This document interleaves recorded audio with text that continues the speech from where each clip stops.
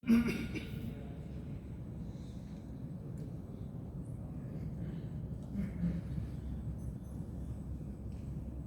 لله والصلاة والسلام على رسول الله وبعد. حضرات محترم سامعین مکرم بھائی اور دوستو، السلام علیکم ورحمۃ اللہ وبرکاتہ. آج اللہ کے فضل و کرم سے ہم سورۃ التکویر کی چند آیتیں ترجمہ اور اس کی تفسیر کے ساتھ سنیں گے، اس دعا کے ساتھ کہ اللہ تعالیٰ ہمیں قرآن کو سچے دل سے، صدق دل سے پڑھنے، سمجھنے اور اس پر عمل پیرا ہونے کی توفیق عطا فرمائے. پیارے بھائیو، چند آیتیں میں پڑھتا ہوں، آپ لوگ بھی جن کے پاس قرآن ہے اس میں آہستہ آہستہ پڑھیں. اللہ تعالیٰ ہم سے پڑھنا اور یہ سننا سنانا سب قبول فرمائے.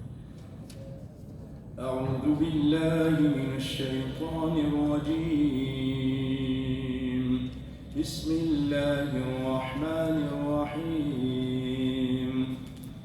اذا الشمس كورت واذا النجوم انكدرت واذا الجبال سيرت واذا العشار عطلت واذا الوحوش حشرت وإذا البحار سجرت وإذا النفوس زوجت وإذا الموءودة سئلت بأي ذنب قتلت وإذا الصحف نشرت وإذا السماء كشطت.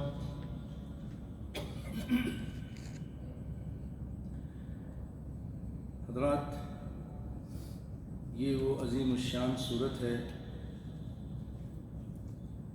جس کے بارے میں نبی کائنات صلی اللہ علیہ وسلم فرماتے ہیں کہ من سرہ ان ينظر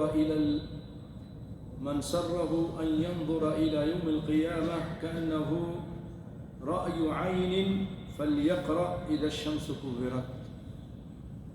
رحمت عالم فخر الانبیاء فرماتے ہیں کہ جس کو یہ بات پسند آتی ہے کہ وہ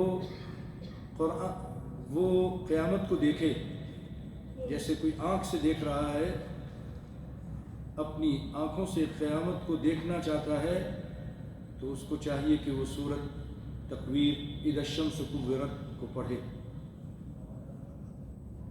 اور وَإِذَا السَّمَاءُ انفطرت اس کی تلاوت کرے، اور اذا السماء انشقت. یہ تین صورتیں مسلسل ہیں، ان کو پڑھیں، ان کو سمجھیں تو آپ کو ایسا لگے گا کہ جیسے قیامت واقع ہو رہی ہے. یہ آپ صلی اللہ علیہ وسلم نے فرمایا. آئیے ترجمہ سنتے ہیں. الہ العالمین ارشاد فرماتا ہے اذا الشمس کورت، جب سورج لپیٹ لیا جائے گا، سورج لپیٹ لیا جائے گا، اور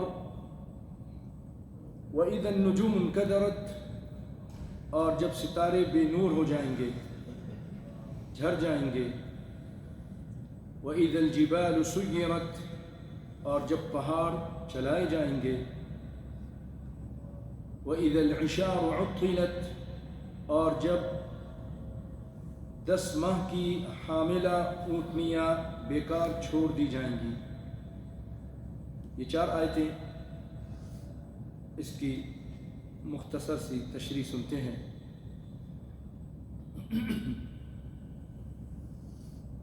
سورج کو اس طرح لپیٹا جائے گا کہ جیسے پگڑی لپیٹی جاتی ہے نا، اس طرح اس کو لپیٹ کر پھینک دیا جائے گا. اس پھینکنے کی وجہ سے اس کی روشنی خود بخود ختم ہو جائے گی. آج جدید تحقیق یہ بتاتی ہے کہ یہ بہت گرم ستارہ ہے. بعض لوگ اس کو جہنم کہتے ہیں. بہت زیادہ اس کے اندر گرمی ہے، اور یہ اتنی دور ہونے کے بعد آج کل جو اپنی گرمی زمین پر پھینک رہا ہے کہ لوگ دل ملا اٹھتے ہیں، پریشان ہو جاتے ہیں. یہ ہے وہ سورج کہ اللہ تعالیٰ اس کو اٹھا کر پھینک دے گا. اور ایک روایت میں اس طرح ہے، الشمس والقمر مکوران یوم القیامہ، کہ قیامت کے دن چاند اور سورج لپیٹ دیے جائیں گے. اور بعض روایتوں میں آیا ہے کہ اس کو لپیٹ کر جہنم میں پھینک دیا جائے گا. اس سے کیا فائدہ ہوگا جہنم میں پھینکنے کی وجہ سے؟ کہ جہنم میں جو جہنمی جل رہے ہوں گے، اور وہ دنیا میں سورج کی کوئی پوجا کرتا تھا، کوئی چاند کی پوجا کرتا تھا، تو اس کو احساس ہوگا کہ یہ جس کو میں نے اپنا رب بنایا ہوا تھا یہ تو یہاں میرے ساتھ ہی ہے، جہنم میں جل رہا ہے. اس کی کوئی طاقت، کوئی حقیقت، کوئی حیثیت نہیں تھی. یہ اور وَإِذَا النُّجُومُ انْكَدَرَتْ، کہ ستارے بے نور ہو جائیں گے، جھڑ جائیں گے، یعنی آسمان سے اس کا وجود ہی ختم ہو جائے گا.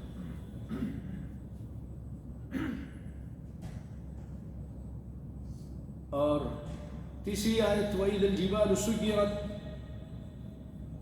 کہ جب پہاڑ چلائے جائیں گے. کیا مطلب؟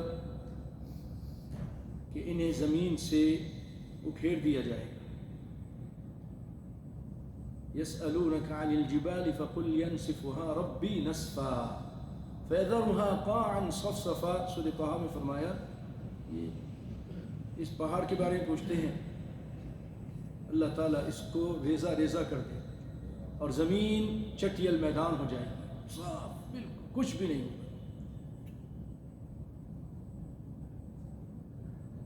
اور جیسے اللہ تعالیٰ نے اور بھی کئی جگہ پہ فرمایا کالعہن المنفوش، دھنکی ہوئی روئی کی طرح یہ اڑ رہے ہوں گے پہاڑ. یہ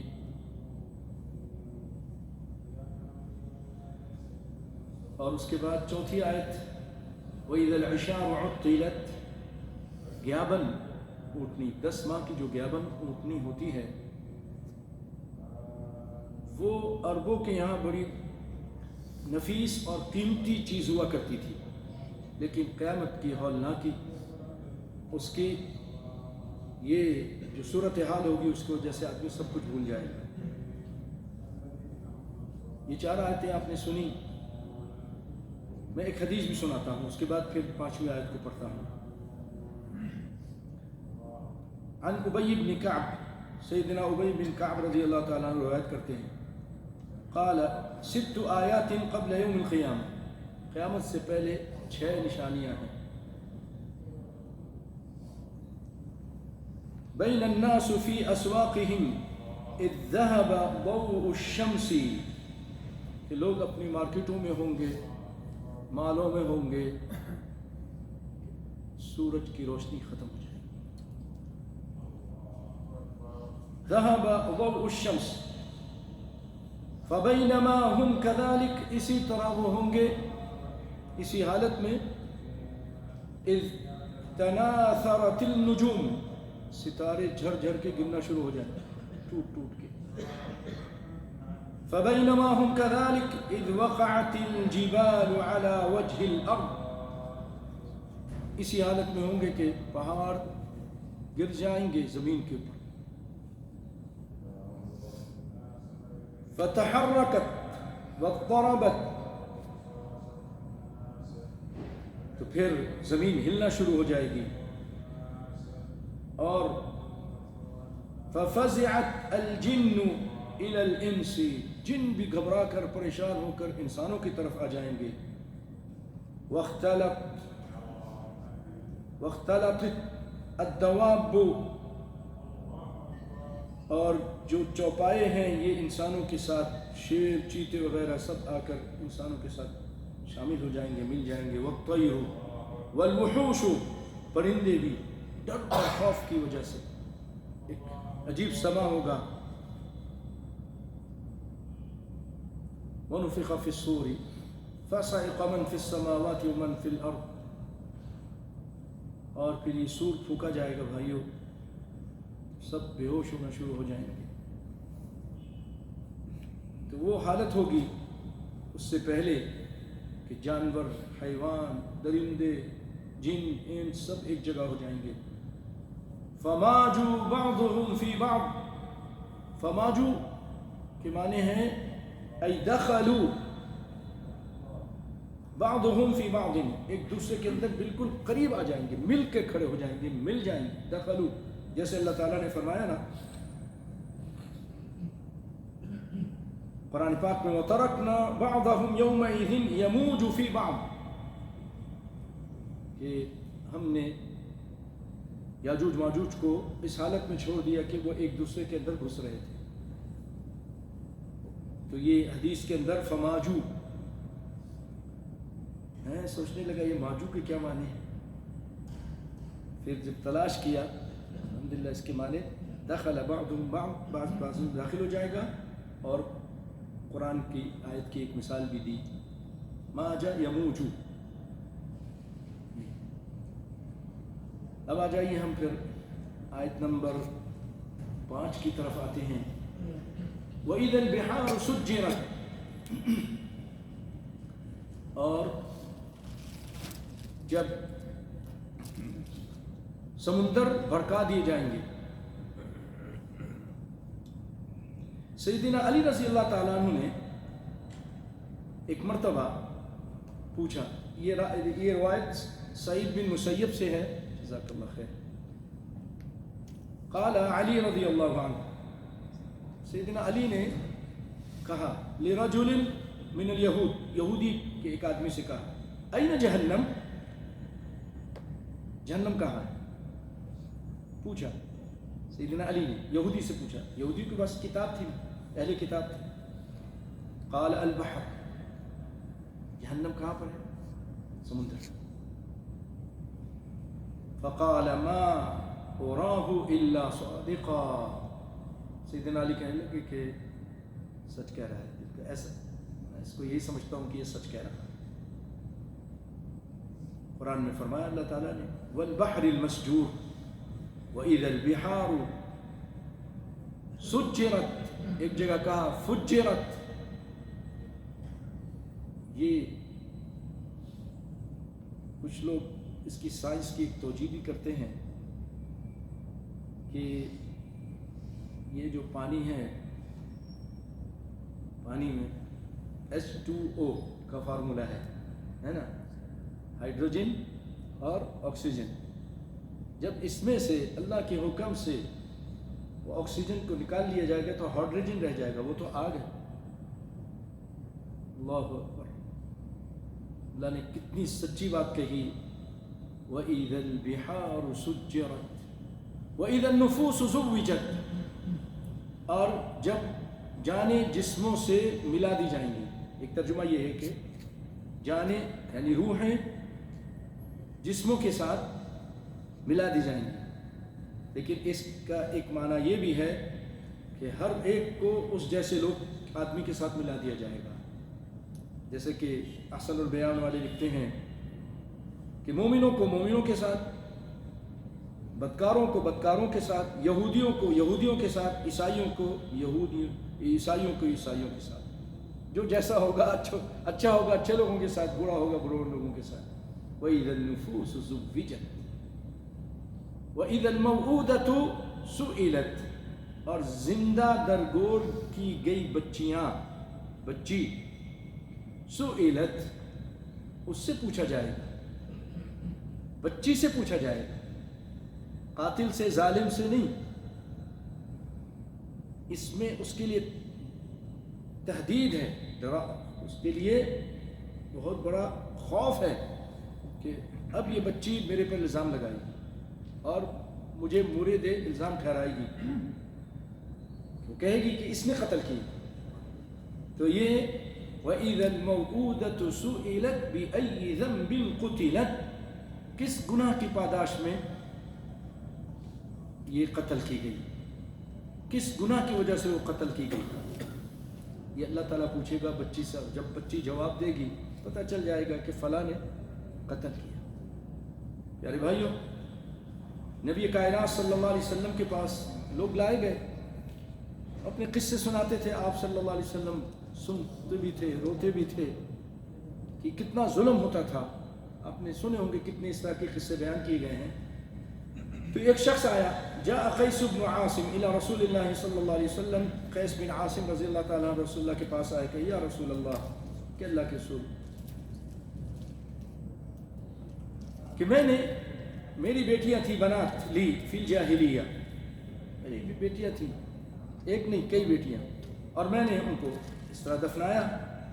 قال، آپ صلی اللہ علیہ وسلم فرمایا، اعتق عن کل واحدۃ منہن رقبہ، جاؤ تمہارا کفارہ یہ ہے کہ ایک غلام آزاد کرو ایک بچی کے بدلے.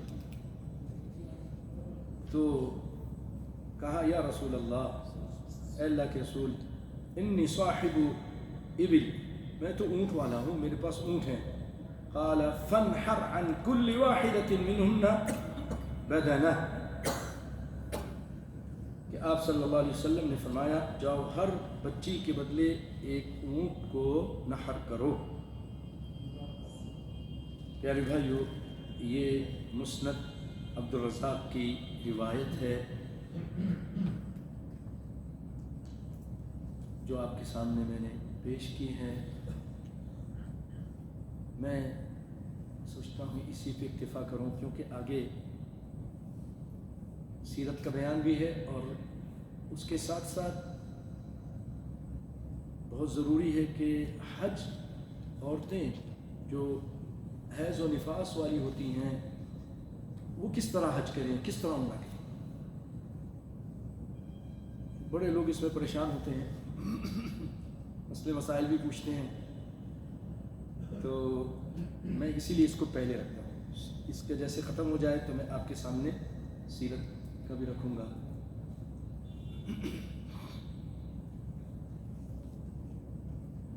دیکھیے، جو عورت عمرے کے لیے جا رہی ہے یا حج کے لیے جا رہی ہے، اور حج کے لیے اگر جا رہی ہے تب بھی پہلے عمرہ، حج تمتع اکثر لوگ کرتے ہیں تو عمرہ تو کرنا ہوتا ہے. تو میقات میں جب جائے نا تو وہاں پر نہا دھو کر اپنا احرام باندھ لے، اور جیسا کہ اسماء بنت عمیس رضی اللہ تعالی عنہا جو سیدنا ابو بکر کی بیوی تھیں اور انہوں نے بچہ جنا تھا، حالت نفاس میں تھی، ایک ہوتا حیض ایک ہوتا نفاس. تو آپ نے ان سے، سیدنا ابو بکر سے کہا کہ ان سے کہو کہ وہ نہا کر لنگوٹ باندھ. تو آج کل پیڈ وغیرہ بھی ہوتے ہیں تاکہ مسجد اور دیگر جگہیں یا جہاں عام لوگ ہوتے ہیں وہ خراب نہ ہو، اور سارے کام کریں، صرف نماز نہیں پڑھیں گے، طواف افاضہ یا طواف نہیں کریں گے. اگر صحیح کا موقع مل گیا صحیح بھی کر سکتے، کیونکہ صحیح کے لیے وضو کی ضرورت نہیں، پاکی کی ضرورت نہیں. وہ حدیث سناتا ہوں سیدنا اسماء بنت عمیس والی، عن جابر بن عبد الله رضي الله عنهما في حديث أسماء بنت عميس حين نفست بذی الحلیفہ. ذی الحلیفہ آپ کو معلوم ہے جس کو ہم ابیار علی بھی کہتے ہیں. یہ میقات ہے جو مدینے کا میقات ہے اور بہت زیادہ دور نہیں ہے، تھوڑا سا چلتے ہیں 10-15 منٹ تو میقات آ جاتا ہے. تو یہاں ہی پر ان کو بچہ ہو گیا. تو نبی صلی اللہ علیہ وسلم نے امر ابو بکر رضی اللہ تعالی عنہ کو حکم دیا کہ جا کے یہ تم اپنے گھر والی سے کہو، فَأَمَرَهَا أَن تَغْتَسِلَ وَتُهِلَّ، نہا لو، اور جیسے وہ میں نے بتایا نہانے کے ساتھ وہ لنگوٹ باندھ لے اور پھر اپنا وہی جو نیت ہے اور جو لبیک اللہم لبیک وغیرہ کہنا شروع کریں۔ ایک اور روایت سناتا ہوں، اسی سے متعلق ہے۔ اما عائشہ رضی اللہ تعالیٰ عنہ، اچھا یہ جو روایت تھی مسلم کی تھی جو ابھی سنائی ہے، شاید میں نے کہا ہے کہ نہیں کہا، مسلم شریف کی روایت تھی۔ دوسری روایت جو ہے یہ بخاری و مسلم دونوں کی ہے۔ اما عائشہ رضی اللہ تعالیٰ عنہ روایت کرتی ہیں، جو کہ نبی صلی اللہ علیہ وسلم کی زوجہ ہیں، بیوی ہیں۔ قالت خرجنا مع النبی صلی اللہ علیہ وسلم فی حجۃ الوداع، کہتی ہیں کہ ہم نبی صلی اللہ علیہ وسلم کے ساتھ حجۃ الوداع میں، حجۃ الوداع آخری حج آپ کا، ایک ہی حج کیا تھا بس۔ کہتی ہیں فقدمت مکہ، میں مکہ آئی وانا حائض، اس حالت میں کہ میں حالت حیض میں تھی۔ پیارے بھائی عام طور پہ آپ لوگ دیکھتے ہوں گے میں جب بھی اس طرح کے درس دیتا ہوں، بیان کرتا ہوں، تو حیض اور اس کے الفاظ نہیں بولتا، لیکن معذرت کے ساتھ اس لیے کہ بہت ساری ہماری خواتین حج کے لیے جاتی ہیں، اگر میں اس طرح واضح طور پر نہ بیان کروں تو ان کو بات سمجھ میں نہیں آئے، اس لیے میں سب سے معذرت، مسئلے کی وضاحت کے لیے میں یہ نام لے رہا ہوں۔ تو کہتی ہیں کہ میں خود حائض تھی، ولم اطف بالبیت، کیونکہ طواف نہیں کر سکتے تھے، طواف کے لیے پاکی ضروری ہے، تو میں نے طواف نہیں کیا۔ ولا بین الصفا والمروہ، صفا مروہ پر بھی آپ نے صحیح نہیں کی، اگر چاہتی تو کر سکتی تھی لیکن نہیں کی۔ فشکوت ذلک الی النبی صلی اللہ علیہ وسلم، تو میں نے نبی صلی اللہ علیہ وسلم سے شکایت کی کہ اللہ کے رسول ایسی ایسی بات ہے۔ تو آپ صلی اللہ علیہ وسلم نے فرمایا انفضی رأسکی وامتشطی واہلی بالحج، کہ تم اپنے بال کھولو، یعنی مطلب یہ کہ نہا دھو لو، وامتشطی کنگھی کر لو، واہلی یعنی نیت اب کر لو، اللہم لبیک حجن اللہم لبیک عمرتن، یہ تو آپ صلی اللہ علیہ وسلم کیا فرمایا کہ تم ایسا کچھ کر لو۔ مختصر یہ سمجھ لیجیے بھائیو، ایسی حالت میں آگے آئے گی روایت کہ سب کچھ کرو، صرف نماز نہیں ہے اور طواف نہیں کر سکتی۔ امام نووی فرماتے ہیں اس حدیث میں دلیل ہے کہ حائض اور نفساء اور جس کا بھی وضو ٹوٹ گیا اور جو حالت جنابت میں ہے مرد جو ہیں، تو وہ سارے کام کریں گے، جمیع یصح منہم جمیع افعال الحج واقوالہ وہیئاتہ الا الطواف ورکعتیہ، یعنی طواف کی جو 2 رکعت ہوتی وہ بھی نہیں کی، مقام ابراہیم پر یہ پورے حرم میں سب کچھ کریں گی، طواف نہیں کریں گی، طواف کے بعد جو نماز ہے وہ بھی نہیں پڑھیں گی، جب یہ اتنی نہیں پڑھیں گی باقی نماز بھی نہیں۔ فیصح الوقوف، وقوف عرفہ بھی کر سکتی ہیں بعرفات، اور نہا لینا اچھا ہے۔ وکذلک الاغتسال المشروع فی الحج تشرع للحائض، حائضہ کو چاہیے کہ نہا لے۔ تو اس سے ہمیں یہ بھی پتہ چل رہا ہے، امام نووی کہتے ہیں فیہ دلیل علی ان الطواف لا یصح من الحائض، حائضہ سے طواف صحیح نہیں ہے، اس کو نہیں کرنا چاہیے۔ وہذا مجمع علیہ، اس پر اجماع ہے سب کا، سر۔ ایک اور روایت سنتے ہیں، ایک مرتبہ پھر بتا دوں، یہ روایت بخاری مسلم کی تھی جو ابھی آپ نے سنی اور جس کی شرح امام نووی نے کی۔ اس کے بعد ہے ابن عباس رضی اللہ عنہما روایت کرتے ہیں کہ ان النبی صلی اللہ علیہ وسلم قال الحائض والنفساء اذا اتتا على الوقت ای المیقاتی، نبی صلی اللہ علیہ وسلم فرمایا کہ وہ عورت جو حیض والی ہے اور جو نفاس والی ہے، جب وہ دونوں آ جائے میقات پر، تغتسلان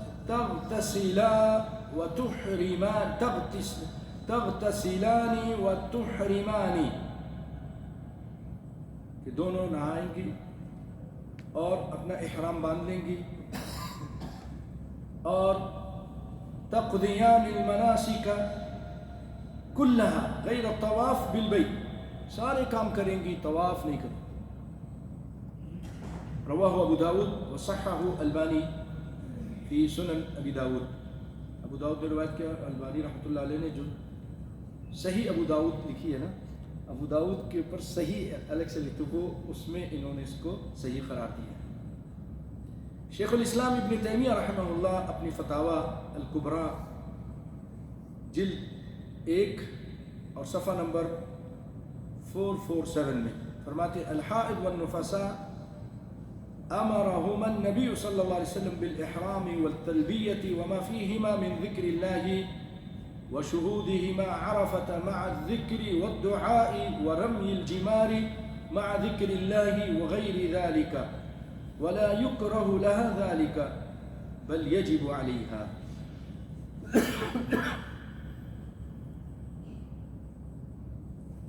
ان احادیث کی روشنی میں ابن تیمیہ رحمۃ اللہ علیہ فرماتے ہیں کہ حائض اور جو نفاس والی ہیں ان کو نبی صلی اللہ علیہ وسلم نے حکم دیا احرام باندھیں، تلبیہ بھی کہیں،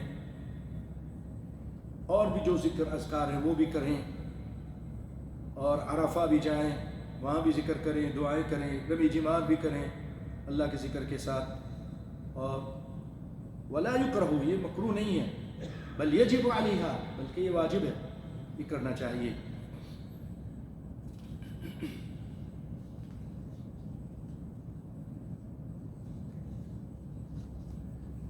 اب سوال یہ پیدا ہوتا ہے،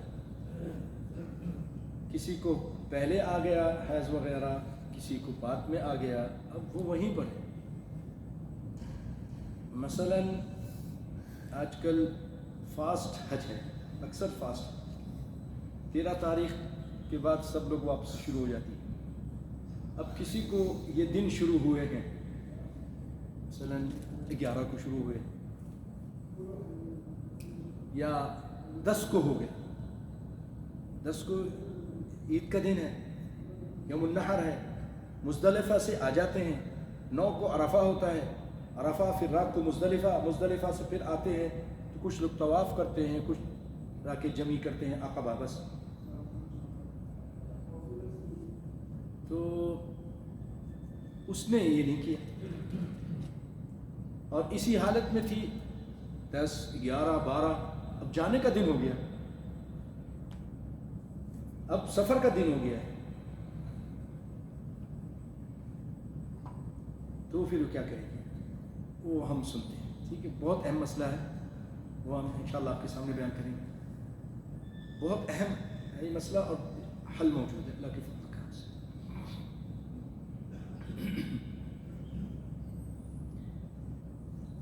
ایک اور روایت سنتے ہیں، اما عائشہ رضی اللہ تعالیٰ عنہ، امی عائشہ رضی اللہ تعالیٰ عنہ روایت کرتی ہیں انہا لما حاضت قبیل دخول مکہ فی حجۃ الوداع قال لها النبی صلی اللہ علیہ وسلم افعلی ما يفعل الحاج غیر الا تطوفی بالبیت حتی تطہری۔ میں نے کہا تھا نا کہ وہ حدیث ہے کہ سب کچھ کرو مگر طواف مت کرو، وہ یہی حدیث ہے کہ آپ حیض سے تھیں اور نبی صلی اللہ علیہ وسلم نے آپ سے فرمایا افعلی ما يفعل الحاج، سب کچھ کرو جو حاجی کرتا ہے تم بھی وہ کرو، غیر اللہ تطوفی، طواف نہیں کرو گی بیت اللہ کی، لا تطوفی بالبیت حتی تطہری، جب تم پاک ہو جاؤ پھر کرو۔ یہ بخاری کی اور مسلم کی روایت ہے۔ ایک اور روایت سناتا ہوں، اس سے ہمیں یہ پتہ چلے گا کہ حج میں اور عمرے میں بھی طواف وداع کرتے ہیں نا، کرتے ہیں کہ نہیں کرتے؟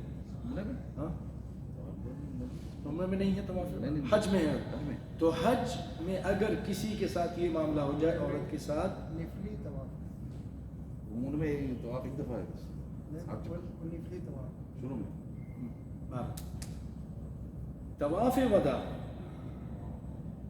اس کے معاف ہونے کی حدیث عام طور پہ آپ یہ سن لیتے ہوں گے, ہم بھی سنتے رہے کہ حائضہ اور نفسا سے طواف وداع معاف ہے. اس کی دلیل کیا ہے آئے سنتے ہیں.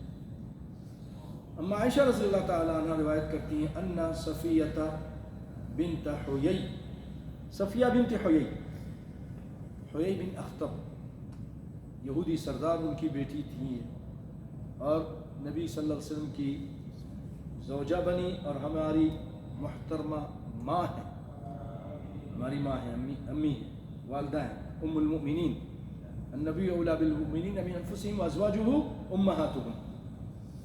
تو ان کے بارے میں اما عائشہ کہتی ہیں حاضت فی حجۃ الوداع, عورت ہے اللہ تعالیٰ نے لکھ دیا ہے ہر ایک کے ساتھ ہوتا ہے جیسے, ان کے ساتھ بھی یہ کچھ ہو گیا. فقال النبی صلی اللہ علیہ وسلم, تو آپ صلی اللہ علیہ وسلم نے فرمایا اما عائشہ سے احابستنا ہی, کیا یہ ہمیں روکے گی؟ اب اس کی وجہ سے ہمیں رکنا پڑے گا, ٹھہرنا پڑے گا, ہوتا ہے نا, اپنی گھر والی کون بول سکتے ہیں. فقلت انها قد افاضت یا رسول اللہ, طواف افاضہ تو کر چکی ہیں یہ.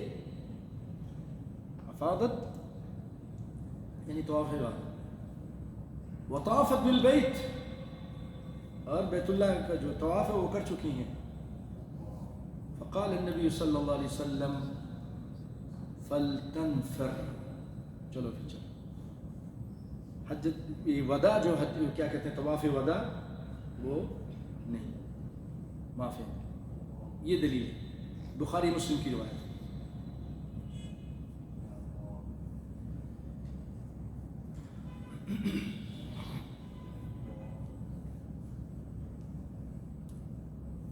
اچھا دیکھیے, اس چیز کی بھی دلیل اللہ کے فضل و کرم سے ہمارے پاس موجود ہے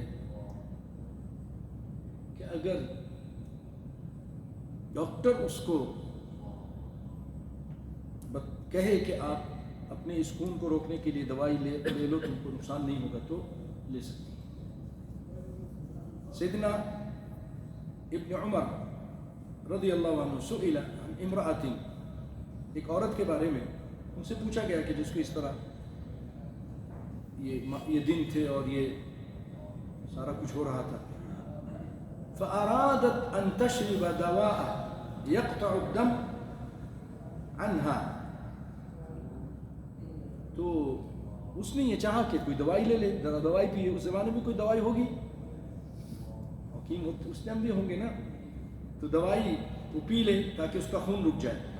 فلم یرا ابن عمر بأسا, سیدنا ابن عمر نے اس کو برا نہیں سمجھا, لے سکتے, جائز ہے.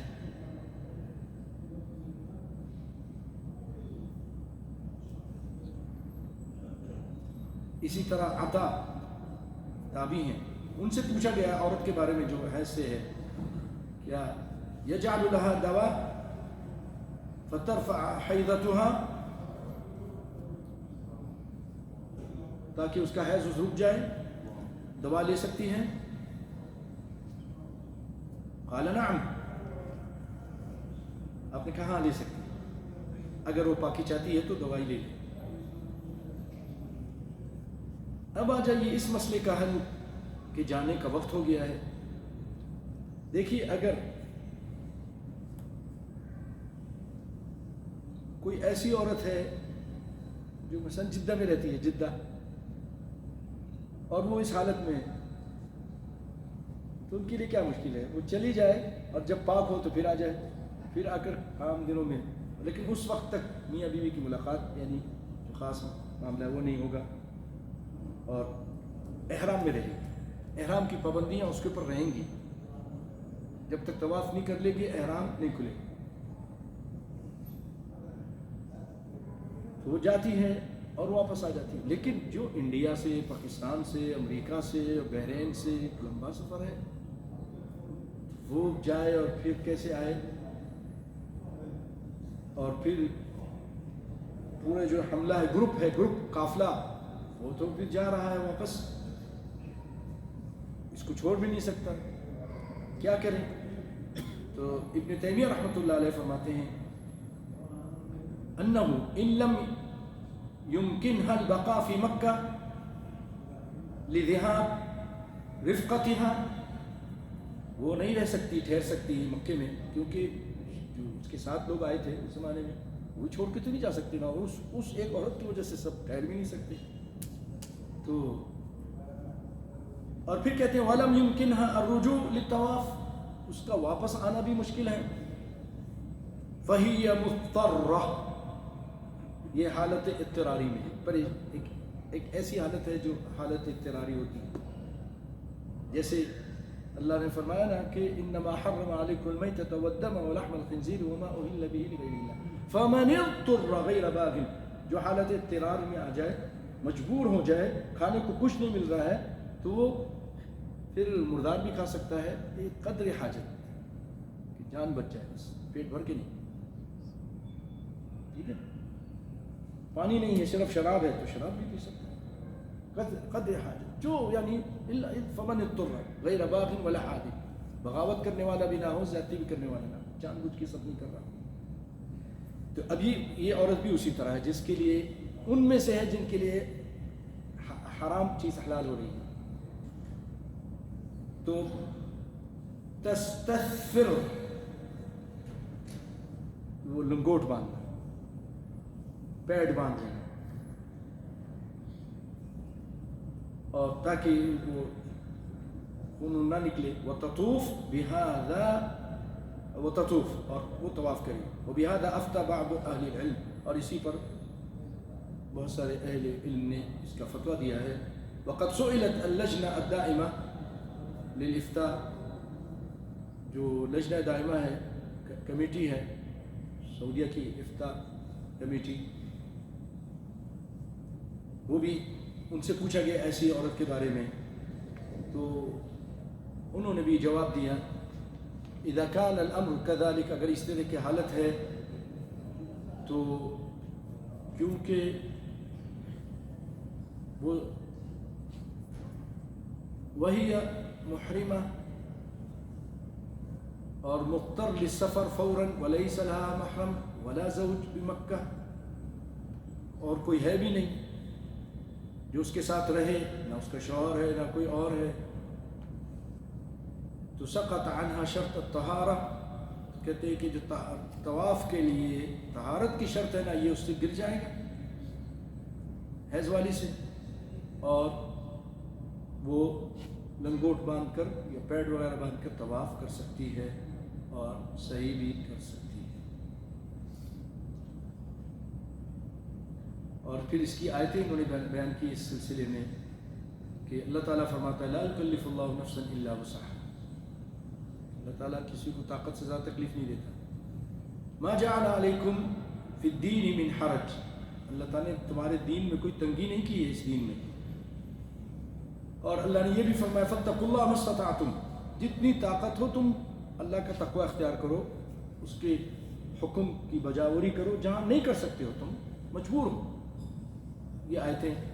وقال رسول اللہ صلی اللہ علیہ وسلم اذا امرتکم بامر فاتوا منه ما استطعتم، اگر میں کسی چیز کا آرڈر کرتا ہوں تم کو، تو تم جتنی طاقت ہے اس کے حساب سے ادھر آؤ، اور جہاں نہیں کر سکتے تم، تمہارے کوئی گناہ نہیں.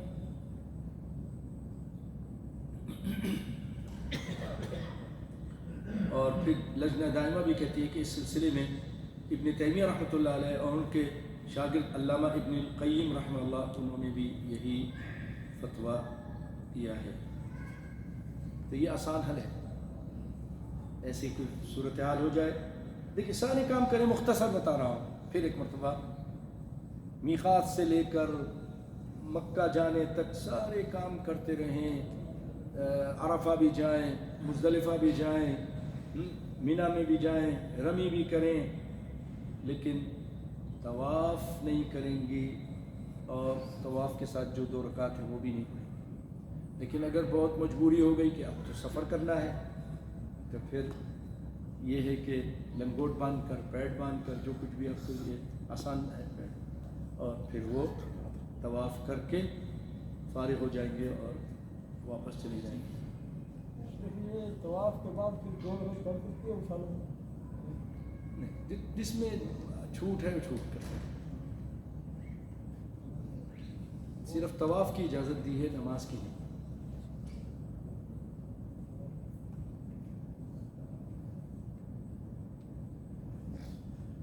بعض علماء اس طرف بھی گئے ہیں کہ وہ کیونکہ اس نے ایک مخالفت کی ہے تو ایک جانور ذبح کرتے ہیں. واللہ عالم، لیکن لجنہ دائمہ نے ایسی کوئی چیز ذکر نہیں کی.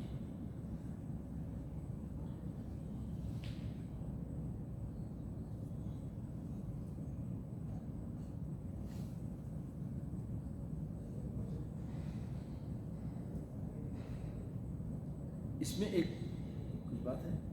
اچھا،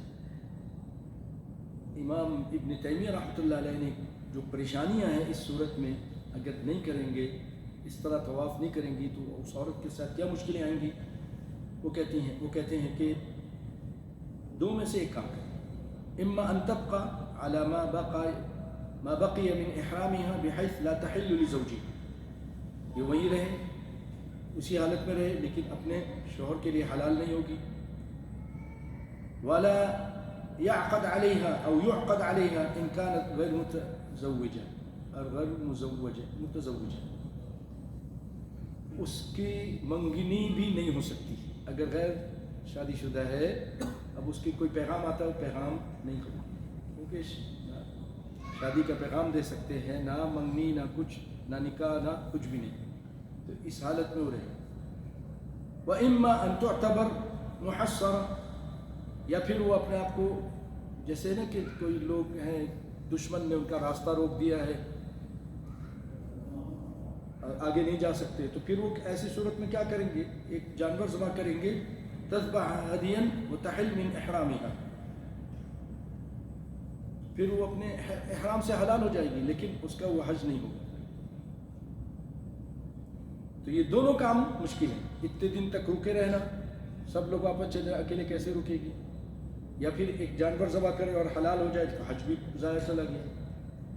تو اسی لیے القول الراجح وما ذهب إليه شيخ الإسلام ابن تيمية رحمه الله في مثل هذه الحال للضرورة، اور کہ ضرورت کے ٹائم یہ چیز اختیار کر سکتے ہیں. اور پھر انہوں نے لجنہ دائمہ کی ساری بات ہے، انہوں نے ابن تیمیہ کا یہ قول کیا اور پھر اس کے کہا کہ ما جعل اللہ علیکم فی الدین من حرج یرید اللہ بکم اليسر ولا یرید بکم العسر. کیا خیال ہے، بات سمجھ میں آ گئی؟ سمجھ واضح ہے نہیں؟ بہت لوگ اس میں پریشان ہوتے ہیں، بہت لوگ پوچھتے ہیں. کیا ٹائم ہو گیا، کتنا منٹ باقی ہے؟ میرے خیال میں 9:11 میں شروع ہوا، 7 پہ 11. آپ جیسے شروع بیٹے اس میں دیکھو کیا ٹائم ہو گیا، اس کو چلتے ہوئے 43 minutes. 33 43 ہو. چلے تھوڑا سا اور کر. پیارے بھائیو، آپ سن رہے تھے نبی کائنات صلی اللہ علیہ وسلم کس طرح کافروں کا مقابلہ کر رہے غزوہ خندق میں، غزوہ احزاب میں. اور آپ نے یہ بھی سنا کہ سعد بن معاذ رضی اللہ تعالیٰ عنہ نے کتنی پیاری بات کہی کہ اللہ تجھے معلوم ہے کہ مجھے کافروں سے، کفار مکہ سے جنہیں رسول اللہ کو تکلیف دی، اپنے وطن سے نکالا، ان سے جنگ کرنا مجھے بہت پسند ہے. اگر ان کے ساتھ جنگ باقی ہے ابھی تو اللہ مجھے زندہ رکھے. اور میں یہ سمجھتا ہوں کہ یہ جنگ اب ختم ہو. بہت دور کی نظر تھی، کہنے کہ بس اب لگتا ہے کہ اب ان میں اتنا دم خم نہیں رہ گیا کہ اب پھر حملہ کریں، یہ آخری جنگ ہے. اور ایسا ہی ہوا. پھر مسلمانوں نے اٹیک کی. عمرے کے لیے گئے اور ایسے ہی. تو کہا کہ اللہ کے رسول یہ دعا کی کہ اللہ اور مجھے اس وقت تک یعنی پھر میرے اس زخم کو جو زخم لگا تھا نا اسی جنگ میں اس کو جاری کر دے لیکن مجھے موت نہ دینا یہاں تک کہ بنو قریظہ جنہوں نے نبی صلی اللہ علیہ وسلم کے ساتھ غداری کی ان سے میری آنکھیں ٹھنڈے ہی نہ ہو جائیں. یعنی ان کے انجام وہ جو سانپ ہیں یہ انہوں نے غداری کی ہے اپنے انجام کو پہنچے تو مجھے سکون ملے. پیارے بھائیو آگے چلتے ہیں. بڑی مشکلات تھیں اس محاذ پر کہ سامنے خندق کے اس طرف 10,000 کا لشکر جرار بیٹھا ہوا تھا اور کچھ جگہیں تنگ تھیں جہاں سے وہ گھوڑے پھلانگ کے آ سکتے تھے. صحابہ کرام دن رات بیٹھ کر دفاع کرتے تھے ان کو تیر چلا چلا کر روکتے تھے کہ نہ آ سکے. ادھر کیا ہوا کہ یہودی یہ سانپ تھے ایسے جو بلوں میں حرکت کر رہے تھے اور وہ چاہتے تھے کہ مسلمانوں کے جسم میں اپنا زہر اتار دیں. چنانچہ بنو نذیر کا مجرم اکبر اخطب حیی بن اخطب صفیہ رضی اللہ تعالیٰ عنہا کا باپ یہ بنو قریظہ کے دیار میں پہنچے. یہ اصل میں بنو نذیر کا تھا بنو نذیر بنو قینقاع اور بنو قریظہ 3 بڑے قبیلے تھے. تو یہ بنو نذیر کا سردار تھا بنو نذیر ذات کے ساتھ. یہ گیا کس کے پاس بنو قریظہ کے پاس ان کے دیار میں پہنچ گئے جن کا سردار تھا سردار کعب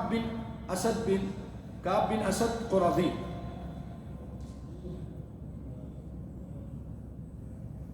تو یہ بنو قریظہ کی طرف سے عہد و پیمان کرنے کا مجاز تھا اور نبی صلی اللہ علیہ وسلم سے اس نے معاہدہ کر لیا تھا کہ جنگ کے موقع پر آپ کی مدد کریں گے. کوئی بھی باہر سے آپ سے آ کے جنگ کرے گا ہم مدد کریں گے.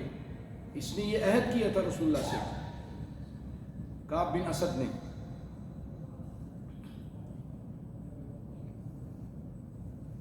تو یہ حیی یہاں آ گیا دروازے کو دستک دی. اس نے اندر سے دروازہ بند کر دیا. وہ دروازہ نہیں کھول رہا تھا لیکن وہ دروازے کے پیچھے سے باتیں شروع کر دی بہلانا پھسلانا شروع کر دیا. آخر کار اس نے دروازہ کھول دیا. حیی نے کہا حیی بن اخطب نے اے کعب میں تمہارے پاس زمانے کی عزت اور چڑھا ہوا سمندر لے کر آیا ہوں. ٹھاٹے مارتا ہوا یہ فوجی ہیں فوجیوں کا سمندر ہے میں یہ لے کر آیا ہوں. میں نے قریش کو اس کے سرداروں اور قائدین سمیت لا کر روما کے مجمع الاسیال میں اتار دیا ہے یعنی تمہارے قریبی ہیں. بنو غطفان کو ان کے قائدین اور سرداروں سمیت احد کے پاس بیٹھے ہیں خیمہ زن ہیں. سمجھے دیکھیں کیسی باتیں کر رہا ہے اس کو پھسلا رہا ہے. ان لوگوں نے مجھ سے عہد و پیمان کیا ہے کہ وہ محمد صلی اللہ علیہ وسلم اور ان کے ساتھیوں کو مکمل صفایا کیے بغیر نہیں جائیں گے. سب کو ختم کر کے جائیں گے. کعب نے کہا ساری بات سننے کا کعب سمجھدار تھا. کہنے کا اللہ کی قسم تم میرے پاس زمانے کی ذلت اور برسا ہوا بادل لے کر آئے ہو. برسا ہوا بادل کیا مطلب بادل ہے لیکن اندر کچھ نہیں. جو پانی تھا پیچھے برس گیا ہے اور خالی بادل لے کر آئے ہو. بڑی اچھی تعبیر کی اس نے. جو صرف گرج چمک رہا ہے مگر اس میں کچھ باقی نہیں ہے کچھ نہیں ہے. حیی نے کہا تجھ پہ افسوس مجھے میرے حال پر چھوڑ دے. اس نے کہا نہیں اس نے کہا حیی تجھ پر افسوس. کعب نے کہا حیی تجھ پر افسوس مجھے میرے حال پہ چھوڑ دے. میں نے محمد صلی اللہ علیہ وسلم سے صدق و وفا کے سوا کچھ نہیں پایا. ان کے اندر سچائی ہے وفاداری ہے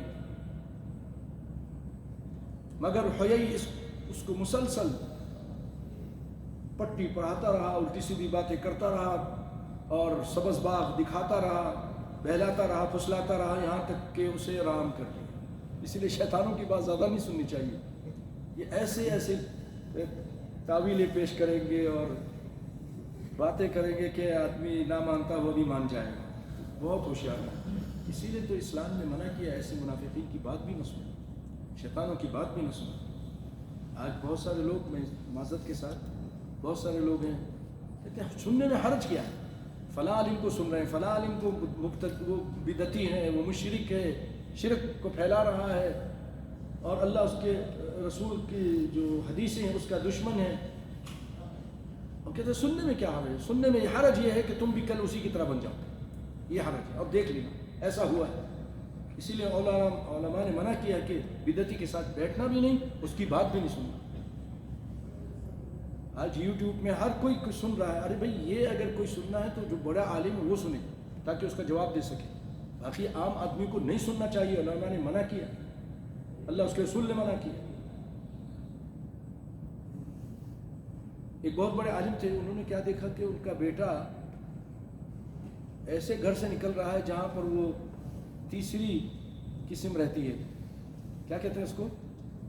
تیسری قسم, ہیوں میں نہ شیوں میں, نہیں سمجھ, زنخا, اور کیا بولتے ہیں ان کو, اور بھی کوئی نام, خسرا. یہ خسرے والے جہاں ڈانس گانے یہ سب ہوتے تھے, فحاشی کی جگہ تھی. ان کا بیٹا وہاں سے نکل رہا تھا. نہیں, ان کا بیٹا جو تقدیر کے منکر ہیں ان کے محفل سے نکلا. ان کا بیٹا قادریہ جو تقدیر کے منکر تھے ان کے گھر سے نکلا. تو وہ کہنے لگے اگر میرا بیٹا ان خسروں کے گھر سے نکل جاتا مجھے اتنا افسوس نہیں ہوتا جتنا یہ قدریوں کے پاس سے نکل رہا ہے. یہ قدری اس کے آخرت خراب کر دیں گے, وہ زیادہ سے زیادہ اس کے اخلاق خراب کریں گے. آخرت اس کی نہیں خراب ہوگی, توبہ اللہ کر لے گا پھر معاف ہو جائے گا. زانی کو بھی اللہ معاف کر دے گا, لیکن شرک کر لے کوئی اس کو کبھی نہیں معاف کرے گا. اس لیے بھائیو اللہ کے لیے ایسے جو یہ آج مفکر اسلام کے نام پر بہت سارے لوگ آ کر جو زہر اگل رہے ہیں ان سے ہوشیار ہیں. وہ ایک بابا ہے اسحاق جھالڑی اور اس کا شاگرد ہے وہ محمد علی مرزا, اور اس طرح کے بہت سارے اب پاکستان میں بہت سارے نکل آئے ہیں, زہر اگل رہے ہیں. اندر سے کوئی شیعہ ہے, کوئی قادیانی ہے, اور لبادہ اس نے سنی کا اور کر سنیوں کا بیڑا غرق کر. اور ہمارے سنی جذباتی شروع میں آ کے ان کی عادت کیا ہوتی ہے, اسلام کی حمایت میں بہت کچھ بولیں گے, کافروں کے خلاف بولیں گے, اور اسلام کے مسلمانوں کی جو پریشانی ہے اس کو ابھاریں گے. جیسے قادیانہ تھے, جب آیا نا شروع میں, آپ اس کی تاریخ پڑھ کے دیکھیں تو یہ کیا کرتا تھا, پہلے آریہ سماج کے ساتھ مناظرہ کرتا, یہودیوں کے ساتھ, عیسائیوں کے ساتھ, سارے باطل فرقوں سے مناظرہ کرتا. جیتے ہارے بس اپنا اعلان کر دیتا کہ میں جیت گیا. جھوٹ بولتا تھا, مشہور ہو گیا. اور پھر اس کے بعد آمدم برسر, مطلب اپنے اصل کہ میں نبی ہوں, دلی نبی ہوں, پتہ نہیں کیا عیسیٰ علیہ السلام ہوں, اور اس طرح کرتے کرتے نبوت کا دعویٰ کر دیا. ہوشیار رہیے بھائیو, اللہ کے لیے اپنے ایمان کو بچائیے. قبر میں اور حشر میں یہی چیز, سچا ایمان وہ کھانا ہے. تو ایسوں کی بات مت سنیے. دیکھیے تباہ ہو گیا ابھی کتنا, اب دیکھیں گے اس کا انجام کیا ہوا ان لوگوں کا, پوری قوم کا, پورے قبیلے کا, رونگٹے کھڑے ہو جائیں گے. تو یہ اس کی باتوں میں آ گیا, اور اس نے یہ بھی کہا کہ دیکھو اگر یہ جو آئے ہیں 10,000 کا لشکر, قریش اور غطفان اور یہ لوگ, یہ اگر محمد صلی اللہ علیہ وسلم کو ختم کیے بغیر چلے گئے نا تو میری ضمانت, میں تمہارے قلعے میں آ کے رہوں گا, جو تمہارا انجام ہوگا وہ میرا انجام ہوگا, تمہارے ساتھ جیوں گا, تمہارے ساتھ مروں گا. انہوں نے کہا یہ تو بہت بڑی بات کر رہا ہے, اس کا مطلب ہے کہ کچھ ہو جائے گا, یعنی واقعی محمد صلی اللہ علیہ وسلم کی ساتھی ختم کر دی جائے گی. اور پیارے بھائیو, انہوں نے اس کعب بن اسد نے اپنا معاہدہ ختم کیا اور رسول اللہ صلی اللہ علیہ وسلم کے خلاف جنگ شروع کر دی, ان کا ساتھ دینا شروع کر دیا.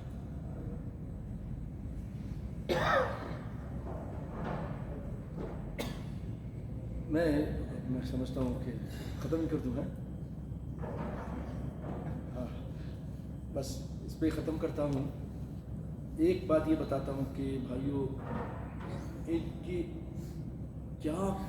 کیسے نازک حالات پیدا ہوئے ان کی بگڑنے کی وجہ سے, ان کی غداری کی وجہ سے, کہ ایک موقع پر جب آپ کو خبر دی گئی کہ انہوں نے غداری کی ہے, ایک نے معاہدہ توڑ دیا, تو آپ صلی اللہ علیہ وسلم, اس سے اندازہ کیجئے کائنات کے امام, فخر الانبیاء, امام الانبیاء, شافع روز جزا, اور آپ نے یہ وہ شخصیت کہ حنین میں جب سب لوگ بھاگ گئے تھے آپ ہی کھڑے تھے اور آپ فرما رہے تھے انا ابن عبد المطلب انا النبی لا کذب, انا ابن عبد المطلب, میں وہ نبی ہوں جھوٹا نہیں, میں عبد المطلب کا بیٹا ہوں. اکیلے ڈٹے ہوئے تھے. یہاں جو ایسی نازک صورتحال تھی جس کا قرآن نے بھی ذکر کیا, آپ سنیں گے آئندہ, آپ صلی اللہ علیہ وسلم ایک چادر لے کر لیٹ گئے, لمبے لیٹ گئے. صحابہ کرام پریشان ہو گئے, کافی دیر تک اپنا چہرہ چھپا کے رکھا. انشاءاللہ آئندہ سنیں گے. وجہ یہ تھی بھائیوں کہ مدینے میں عورتیں اور بچے ایک جگہ تھے, اس کے پیچھے ایک قبیلہ تھا قریظہ کا, بنی قریظہ کا, بنی قریظہ کا. وہ اتنے خطرناک تھے کہ عورتوں بچوں پر حملہ کر سکتے تھے اور سب کو ختم کر سکتے تھے. یہ وجہ تھی. صحابہ کرام بھی ڈر گئے, پیچھے یہ دشمن ہے, ہم ادھر پھنسے ہوئے ہیں. اس کی ایک چھوٹی سی بات سناتا ہوں جو آپ تفصیل سے اندر سن لیجئے گا کہ نبی صلی اللہ علیہ وسلم کی بہن, نبی صلی اللہ علیہ وسلم کی پھوپھی, آپ کے والد کی بہن صفیہ رضی اللہ تعالیٰ عنہ, ان کو ایک قلعے کے اندر اور کچھ عورتوں کو اور بچوں کو اور حسان بن ثابت کو ایک قلعے میں چھوڑ دیا کہ ان کا تم خیال کرو. کیا دیکھتی ہیں صفیہ کہ ایک یہودی ادھر چکر لگا رہا ہے, وہ جو قلعہ تھا جو جیسا چھوٹا موٹا قلعہ تھا اس کا چکر لگا رہا ہے, ادھر ادھر چکر لگا رہا ہے.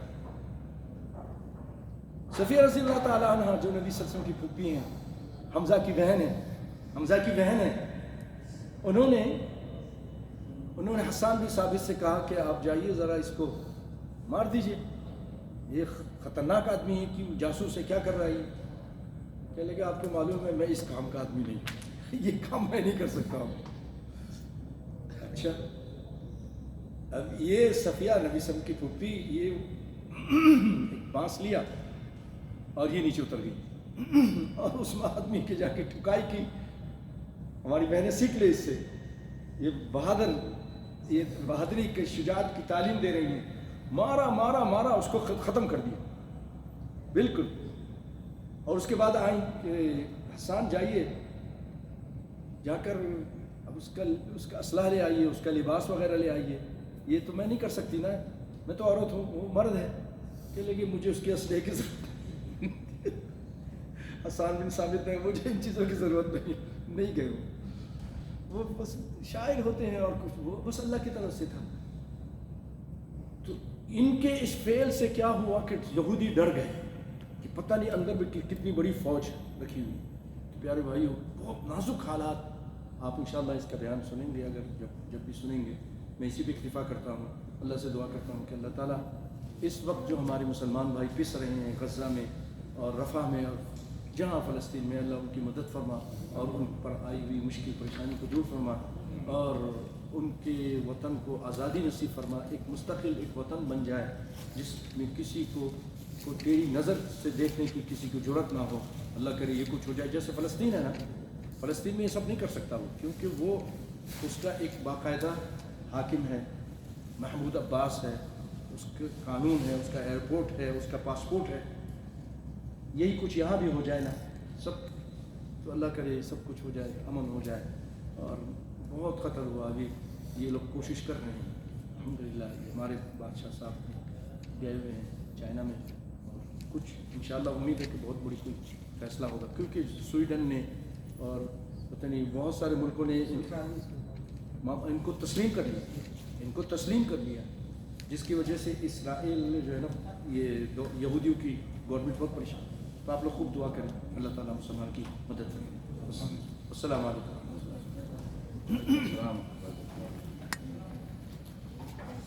جزاک اللہ خیر شیخ. آپ کا اگر بھیجیں گے جائیں گے نا.